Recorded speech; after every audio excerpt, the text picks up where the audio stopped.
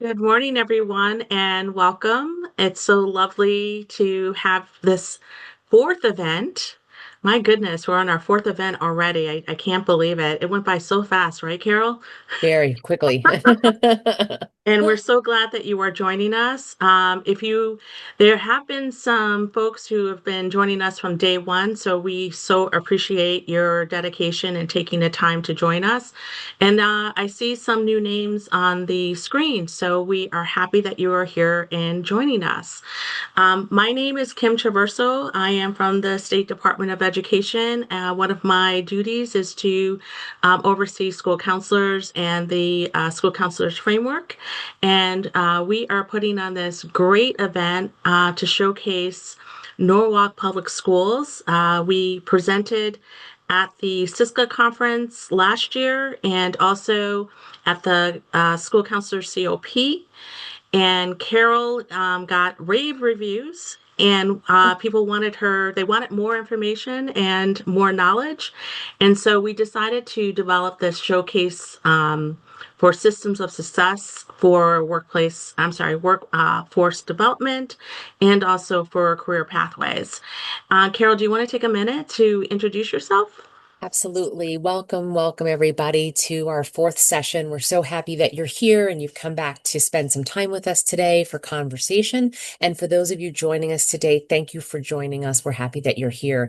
My name is Carol Wilshire-Toth. I'm the Education Administrator of School Counseling and Workforce Development with Norwalk Public Schools. And we're excited to have this conversation about our systems because really systems is this big word, but we're really going to take it down to a granular level to see where we can start, just one action at a time. And just welcome everybody and thank you for being here. Wonderful, Carol. And so we're going to start our PowerPoint for you right now.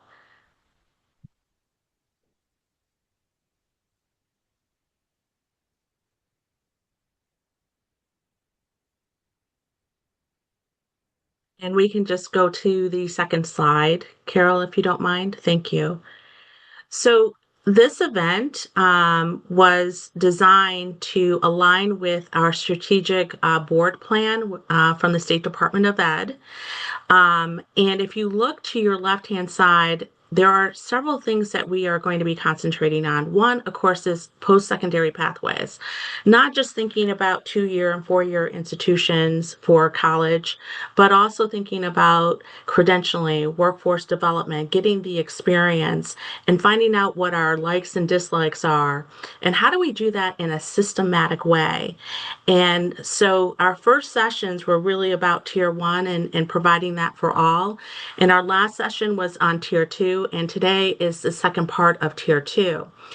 And one of the things that we really want to concentrate on here is improving student outcomes so that they have more options. They can explore a lot more while they're in high school and then be able to make an informed decision about the direction that they want to go in for their future.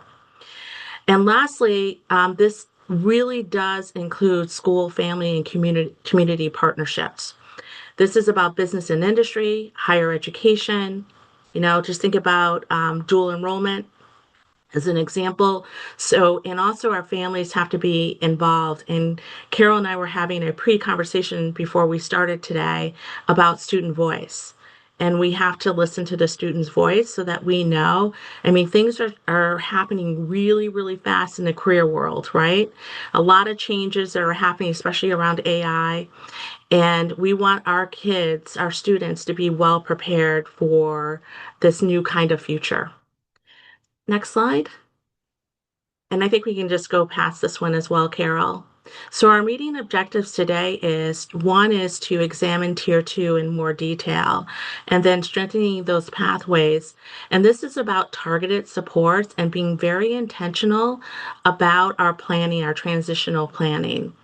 And what we would like you to do today and have some reflection on is to think about what you're doing at your school for tier two in around this work. And what are you providing for direct and indirect services when it comes to identifying students who need a little bit more support around this area? So our agenda, Again, the tier two strengthening pathways, but we also want to make sure that this is not another thing that you have to do, but it's part of what you're doing with the school counseling framework. And of course, it aligns to our state board goals. Harold is also going to be talking about that in more detail and providing you resources. And at the end, we'll have some Q&A. So let's get to when we had our last conversation, there was a little concern around what not what is tier two, because I think everyone really does understand foundationally what tier two is and how we're taking, our tier one 100% and then identifying students based on some threshold or decision rule around who is going to be identified for extra supports, right? And some of the things that are really concrete and not really negotiable when it comes to tier two are these items here. So one is that we have to make sure that we're identifying the need and understanding what the need is, and what are you basing that on. And whatever the supports, interventions, programming, services, whatever you're providing, how do you know it's the right fit for your student population? And that is really critical. There's a lot of research out there, there's a lot of studies, a lot of programming, but do we actually really know that this would work in our environment with our population? So that is when we have to have the evidence and the evidence-based practices.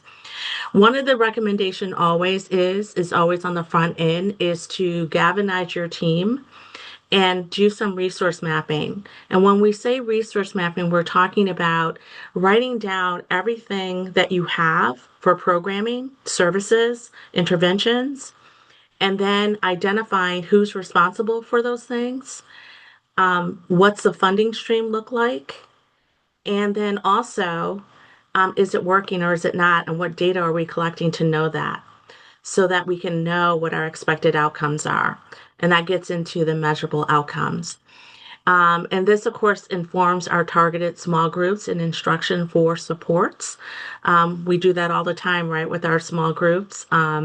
We sort of do a little mini survey to find out what our kids need, and then we design our programming and tier two supports around that. I like to also say that we don't say at risk, but we say at promise. And students, what is it that you're identifying in tier one? So our tier one has to be really strong, so that we know exactly what the need is. For example, which I think Carol is going to use an example today, is our first generation students. And what is it that they need for extra, more intentional, more targeted services. And so you have to sort of peel back the onion to find out exactly what the need is. And that is where we have to align our interventions, but we have to also look at what we're looking at so that we can see growth over time and monitoring that growth over time and to ensure that we are implementing with fidelity. And so we need to, and it's not a hard thing to do. You really want to just concentrate on some types of skill sets that the students may need in order to move the needle in a certain direction, almost like a roadmap, designing a roadmap for them to go. And the next slide. And lastly, we actually talked before I turn it over to Carol. Last time we also talked about, I mentioned this whole thing about this World Economic Forum, and I found the slide that I did. And I wanted to share this with you because I want you to sort of just take a peek at what they're asking for. And this is for job skills for 2025 and beyond. So if you don't mind, I would love it if you could just put in the chat a little bit about what you think about these skills and if you can think of anything that they might align to. Now, one of the things I want you to think about is CTE. I want you to also think about the Connecticut habits. You can even think about CASTLE. But just put in the chat if these remind you of anything, because these are incredible skills. And I mean, cognitive flexibility, emotional agility. I mean, these are really skill sets that we want to start in kindergarten all the way up to 12th grade. And so, what does that actually look like, especially when we're talking about tier two services? Okay, and I'm going to turn it over to Carol. Thank you so much. So, as we frame our thinking today, and as Kim mentioned, our reflections and our thinking about our own work journey, I wanted to ask for those of you that are new here today and joining us to please put your email in the chat because we do offer a drop-in working technical session where you're able to come in and do a virtual drop-in, and we can speak about specific ideas and programming that you have and provide support for you. So you'll be invited to that, which is completely optional if you wish. So thank you for, if you are new here today, dropping your email into the chat. So really looking at what is one area your data is suggesting for you to explore, maybe something that you've been thinking about. You're seeing some things, you're hearing some things, and you're like, this is something and this is meaningful to me, and what we might call anecdotal data. And then what is one takeaway from today's session that you can think about in your school, in your district, as we look at our tier two? So just kind of think of those things. So we're just taking a little bit of a step into our qualitative and quantitative data in terms of the things that you're already doing within your district, within your schools. Attendance, our career pathways, our data teams, our DESA screeners. Maybe you do panorama screeners as well. Maybe you do scholar meeting tracker screener, your leadership teams, your Naviance, your post-secondary, and all the things that you can see here because our qualitative and our quantitative data tell us all a story. And that story is really about our students and their needs. And so listening to those stories, looking for those stories, and looking for the patterns that we see, the commonalities that we see, and also the outliers in data. And what is it telling us? And so this is just a slide that we have looked at together before, but wanted to refresh ourselves and anchor us in this conversation around all the different things that we're already doing and that's already happening. And really, we're talking about today your current systems that are completely embedded. What's one thing we can add to your system? What's one thing that you maybe have learned about today or you've been thinking about doing and how we can support that? Sometimes people can be overwhelmed in a system or feel that it's too big or it's too much or it's bigger than themselves. But I think it's really important to know that including something in your current system can be a student survey. It could be a Google survey. It doesn't have to be a RISE survey if you don't have RISE in your district. It can be a Google form survey. Um, we recently, as you all know, changed from our 16 national career clusters, for example, to our 14. You might do a survey around the 14 national career clusters and see what your student voice is and what career clusters they're really interested in. That can help inform programming. So just things to think about like that. So when we talk about supporting our students' success plans, which all comes back to our K to 12 school counseling framework guide as our best practice that we use from the State Department of Education, part of that is our supporting our student success planning and knowing that on the left-hand side, just sharing that this particular student success plan is a Google form. It is non-paid. It's created in the district. It can be created in your school. Again, a free tool and resource to create it in any which way that supports your community for your student success planning. And then on the right side, we have another, what we call our plan of study for each cohort, used with fidelity by our high school counselors, 9 to 12, in tracking our students' credits, part of the students' success plan as well. And so free created in-district resources that you can create today, tomorrow, or next week. And so think about coming to the drop-in if you wish. We can talk about creating these resources as well. And what we're doing here in our student success planning support is we're supporting the scholars in their individual goals in our areas, as we know, as of academics, career, and social emotional learning through our student success planning. So when we talked before about, and I mentioned this, the system and all the parts of the system, You may have all these things on this particular slide already happening in your system, or you may be just getting your system off of the ground. So things to think about in way of post-secondary planning is offering program opportunities to expose all areas. So when you think about the survey that you do with your seniors. It could be your RISE survey that talks about what is their post-secondary plan. Will they go 4-year, 2-year, military career, gap year? Will they go workforce? Will they go trade or technical? Thinking about that post-secondary plan survey that maybe you do through RISE. If you don't do that through RISE, you can do that with your Google form and create yourself so that you can see um, your post-secondary plans on paper so we can best support students in their planning. And so when I talk about offering programming to expose all areas, I'm talking about those particular areas I just mentioned. As part of the senior survey, you have your college and university tours and visits. You have your admissions rep visits that come in to visit your particular schools, your high schools, campus tours, college fairs. We had our district-wide college fair yesterday evening. We have 4 high schools in our district, so it was for 9 to 12 students and families, and a great turnout. It's a yearly event. Having technical trade and military fairs, maybe including your ROTC or your NJ ROTC, working closely in partnership with your ROTC teachers who are really that leadership piece when you have them in your high school and can be a nice entry and resource for military career students that are interested in that post-secondary plan.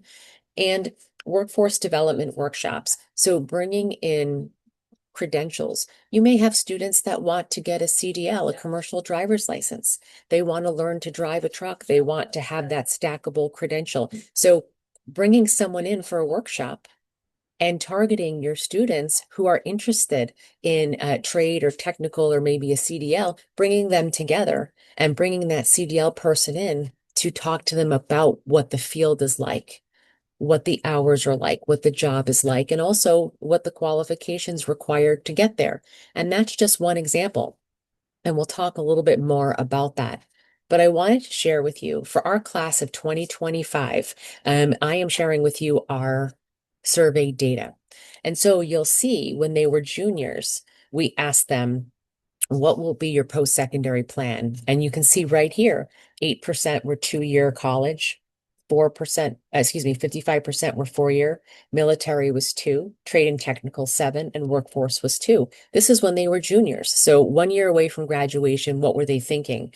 Then we survey them again senior year to see where their plans change and how we can best support those plans.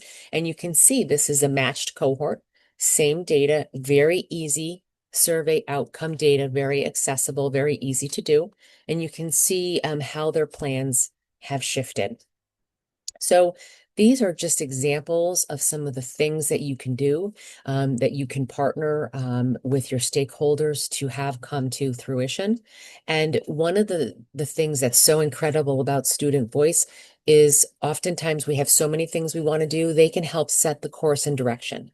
So I would recommend looking at your data and looking at your student voice to see which direction I should go. And I'm actually going to give you another example of that in our district in a few minutes based on student voice and data. So when I talk about the senior and junior survey results that we just saw on the prior page, this is what I'm talking about, and this is what we're looking at from a more granular level. So you'll see on the left side for our class, now we're talking about our class of 2026, grade 12, right? So our current seniors, we have 4 high schools in town. And so we were able to break down the data by high school and by plan to see, where they are thinking from a post-secondary lens from the high schools. And what you'll notice that's interesting is if you look at our 4-year college or university rates and you look at the bar in red and you look at the bar in green, those are 2 specialty high schools, so considered pathway high schools. We have in red what's called the Center for Global Study, which you may have heard of before, which features 3 primary languages that they study for business, Arabic, Japanese, and Chinese. And they have a 4-year immersion in those languages and are really setting a course for global business launch. Then you look at our P-Tech Norwalk High School, and if you've heard of the P-Tech model, it is the early college model high school where students can earn an associate's degree while still in high school in the area of web development, in an area of software engineering or mobile programming. And so it is makes sense from a data perspective that these two particular high schools have a college going culture and attraction to applicants. So that makes sense. In our comprehensive high schools, you'll see for four-year college, we have a 52 and a 47% rate, and those are two comprehensive high schools. So we have students that are exploring other avenues as well. But you can absolutely break down your data in your particular school and in your particular district in much of the same way. And I think that's what's really exciting because it really helps inform and it really helps visualize what your students are looking for and what their journey is looking like and how we can best support it. Then we take a look here at the class of 2027 to the right side, so our current juniors, and the data is assembled in the same way. And so this is their post-secondary planning so far to date that we have. So as you look at the data, um, we're seeing a trend in our district year over year that students are pursuing workforce and trade and technical. I think there's many reasons for that. And one of the reasons I think also is the programming that's been introduced 4 years ago.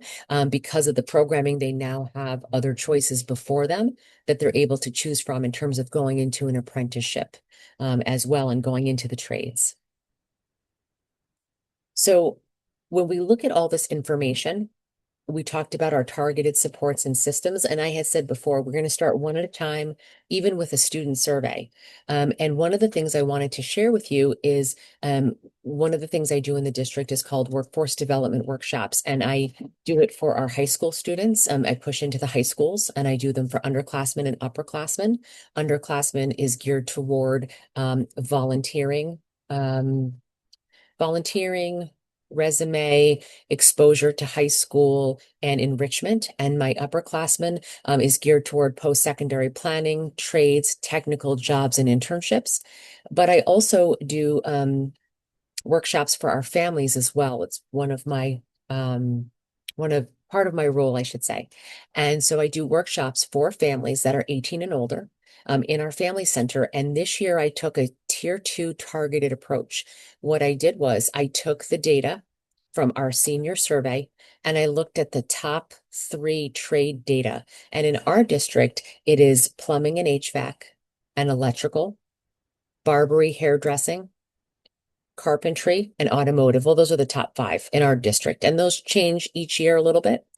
And I did targeted workshops in those areas. So, for example, I did an electrician workshop with my electrician partners. I brought them in and we were able to do 17 or older because at 17, they're able to start applying for an apprenticeship in the field of electrician concurrently while finishing high school.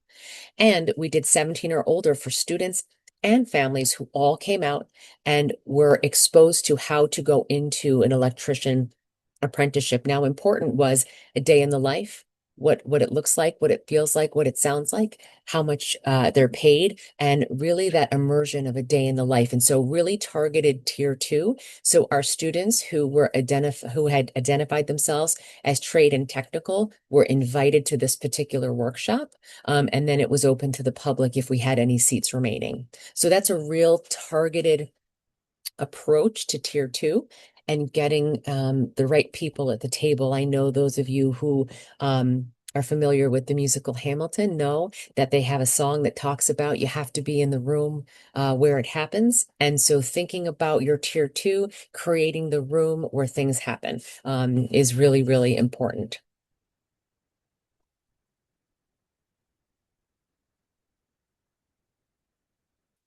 So what I wanted to do here was kind of take a pause because I've said a lot and I want to really hear from y'all in terms of what you're thinking and feeling and what you've been wondering about. Or maybe you're like, for some time I've been thinking about, but I haven't gone about it or I haven't started yet. So what I wanted to do was, oops, my slide just moved. I wanted to take a quick brainstorm. So I'm going to take us out of slideshow mode because I wanted to do a quick brainstorm to bring together our ideas. So we talk about our consultation, our collaboration with all of our partners and our stakeholders.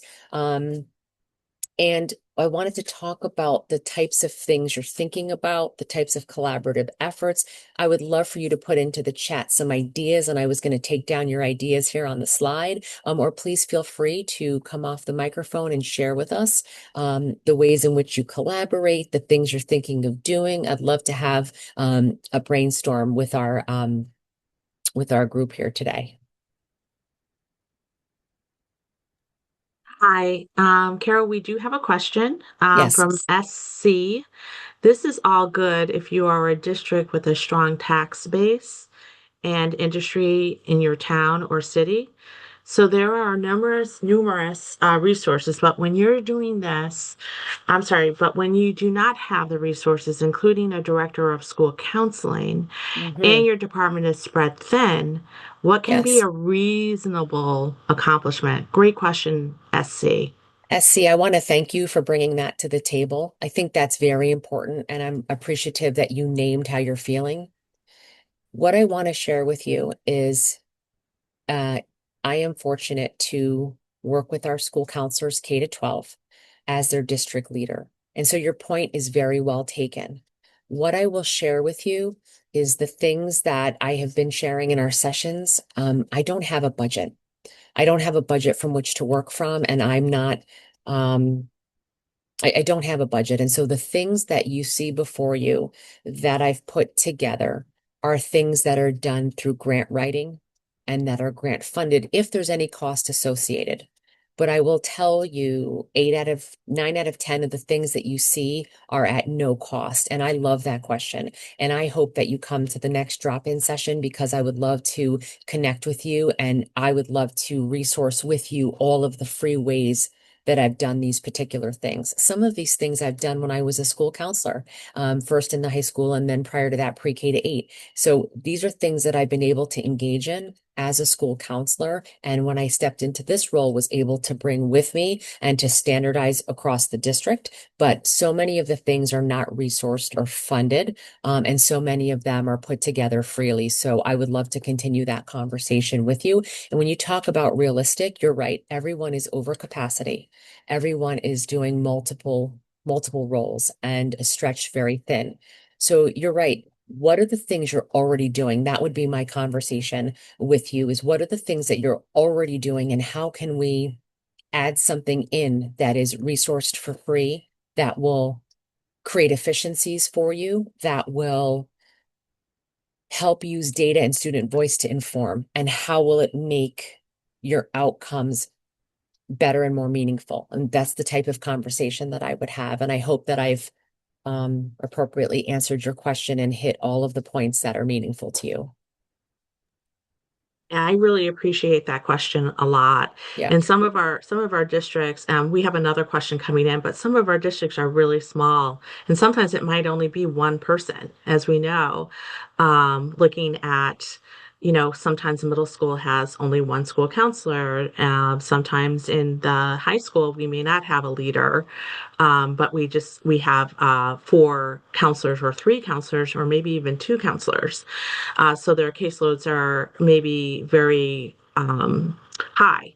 What I would recommend as well is to think about who else in your community that you can partner with, who else in your school community that you can partner with so that you're not doing this alone. Because again, this is about a systematic approach so that you don't have to do all the work. So I would love for, is someone actually, oh, I thought someone was actually going to ask a question. So I would love it if you would connect with Carol because she does have some really great ideas for those situations that are where middle school and especially in high school where you don't have enough support or counselors. The next question is, I work at a small special education program with students in grades K through 12. Hi, Heather Matthews, by the way.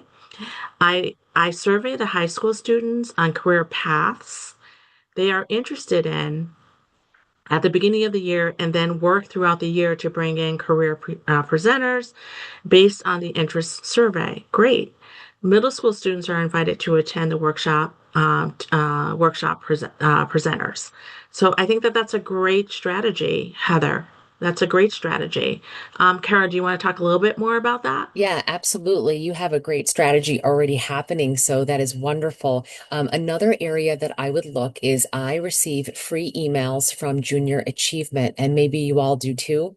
They run wonderful, wonderful webinars and of all different topics, and they do them pretty much not weekly, I think maybe bi-weekly. And they will send topics, and I've connected with them. These are free webinars. I share them with our teachers in those particular fields. And so there might be like a sports broadcasting. I think that's the next one coming up on May 4th is sports broadcasting and students interested in that particular career cluster and pathway. And so getting that webinar to the teachers as I do for free and letting them know they can watch it in real time with their students if they choose, because students can engage and ask questions. And this is really fitting for 9 to 12 as I've connected with them to find out which grade levels we could really serve through their programming for free.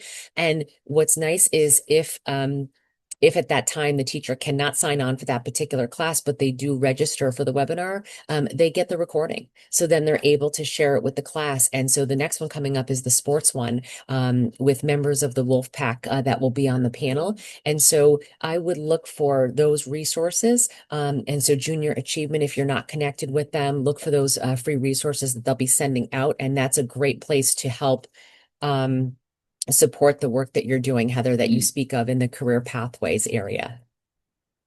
And Heather said yes, very loud. We're starting to use this resource this year, so it's great.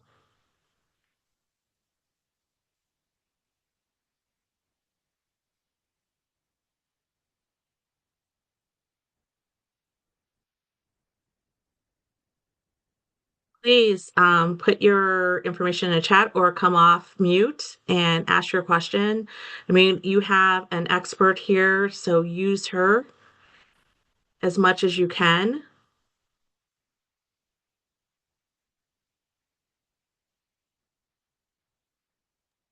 And we invite you also to share what are you working on in tier two that you find to be successful, is already working, or you would like to expand upon it. Please feel free to share that as well.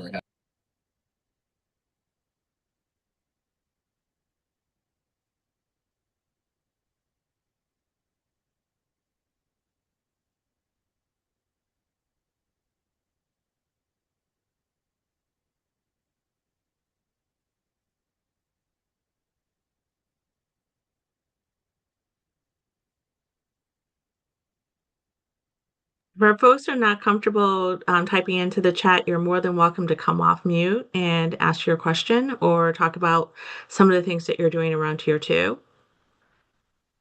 And while you formulate your question as well, something I wanted to share with you is I was able to do career pathway work in our district. And so even at your school, whatever your grade bands may be, definitely use the new 14 career clusters to help organize students' thinking around opportunities and different courses that they may be taking. The state is really, and as they always have, following our career clusters and aligning our courses to our career clusters. And so any work you do in the career cluster area is only going to be very supportive to the conversation. And it helps us find student engagement as well in areas that we that can help support in student engagement, attendance, and what have you. So think about how you can use the career clusters. We can talk about that if you come over to the drop-in session. That would be wonderful, but we can talk about that as well.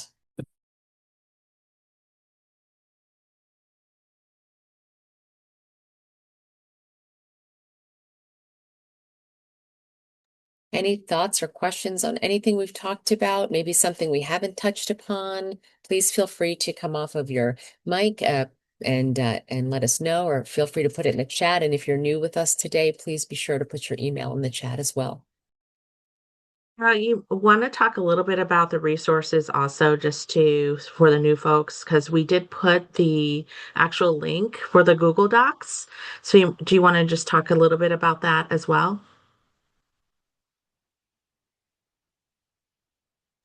Yes, so we have a Google folder with all of the resources linked from the various sessions that we've done to date. And so that will be, I believe, will also be dropped in the chat for you as well. So you will have access to a lot of the resources that we've talked about. And please feel free to use them. Feel free to connect with me in the drop-in meeting if you'd like to go over the resources. I'm happy to support in any way possible. I'm also typing on the screen um, the website that I created at Norwalk Public Schools. And the reason why I'm including it, and it's in our resources in the Google Drive, it's a workforce development website. It is free and open to the public. The reason why I created this website is because as a school counselor, I was really trained to get students into a 2 and a 4 year school, admittedly. And when I had students, when I was a high school counselor, come to me and say, I want to be a plumber. I would go home at night and kind of send myself into plumber frenzy. How do I get the student connected into plumbing? I don't know anything about it. What am I going to do? How do I support them? So I built this website. It is free and open to the public, and it's for all stakeholders. I built it for faculty and staff. I built it for students. I built it for families. I built it for school counselors, for everyone. And at the end of the day, when you go to that particular site, you will see 5 lanes to the site. You will see year-round enrichment. You will see volunteer opportunities, internship opportunities. You will see apprenticeship trades and training opportunities, which were all of our trade partners are embedded into that area. And then you'll also see job postings. And I focus on posting jobs that are really associate's degrees or lower to have less barrier and greater access. So that particular website I offer to everyone to please utilize. And you might think, well, Carol, you're in Norwalk and I'm pretty far from Norwalk, and that's not going to help me. What it can do is it can give you ideas of some partners you have in your area and the people that you can reach out to. So feel free to use it as a guide or even connect with the partners on the site as well. I work to update it as best I can, as consistently as possible. I update it on the back end. And so I have typed it in for you here, but it's also going to be in our Google folder resource that you've received or that you'll be seeing the link for today. Wonderful, Carol. Thank you so much for that. So it is 9:42. Um, we're not getting a lot of questions in the chat. So I'm just wondering, are is it because you're sort of overwhelmed and not maybe sure what the next step is? And do you want to have a conversation about that? Or do you feel pretty confident about the resources and how to utilize them?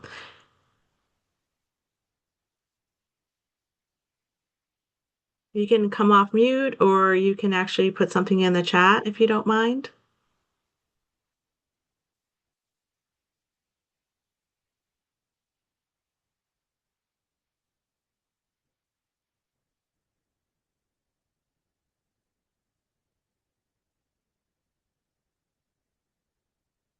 Carol, we're not getting much responses, so um, if you have anything else that you want to add, oh, wait, we might have some. Peter, great resources, just need a filter though, or through. I need to filter through. Got it? That makes sense. Partly because I am multitasking and I will look through the resources later. I understand completely. Been there, done that. We appreciate So that. And we as I, appreciate yeah, your honesty. yes. Thank you. And as I always say too, I'm a processor by nature. And so I always say, well, I have to kind of let that marinate. I have to think it through. And so thank you for your thoughtfulness in that.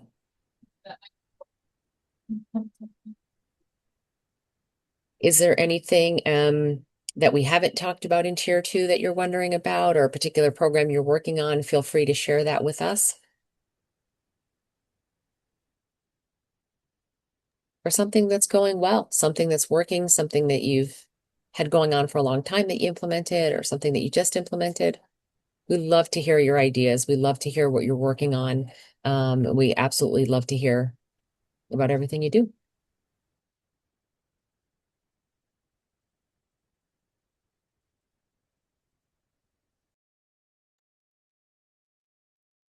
We do have 15 minutes left, and it sounds like and looks like that people want to have maybe that 15 minutes back so they can have some pretty quality time to do whatever they need to do in their school. So we're going to gift you back that 15 minutes.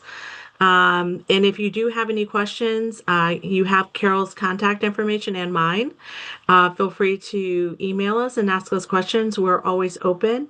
We do have one last session left, and that will be on May 6th. And we hope that you will be there to join us. And we look forward to seeing you and have a wonderful day and weekend. Thank you.